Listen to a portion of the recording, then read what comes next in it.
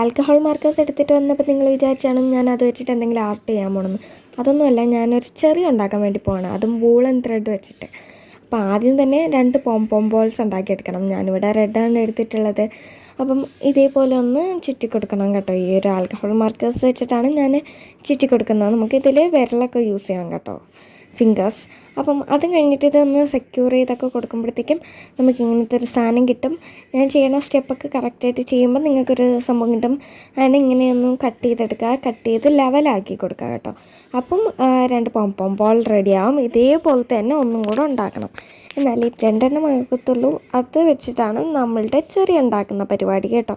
അതും കഴിഞ്ഞിട്ട് നിങ്ങളുടെ അടുത്ത് ഏതെങ്കിലും ഒരു പൂക്കളുടെയോ വല്ല സ്റ്റെമ്മോ കാര്യങ്ങളോ ഉണ്ടെങ്കിൽ അതെടുക്കുക. പിന്നെ എനിക്കൊരു ഫാക്ക് പ്ലാന്റിൻ്റെ ഒരു ലീഫും അതൊക്കെ ഉണ്ടായിരുന്നു. അപ്പോൾ അതൊക്കെ വെച്ച് സെക്യൂർ ചെയ്തപ്പോൾ ഒരു ചെറിയ റെഡിയായി. എന്തായാലും ഇഷ്ടപ്പെട്ടു എന്ന് വിചാരിക്കുന്നു. എന്തായാലും ട്രൈ ചെയ്ത് നോക്കുക.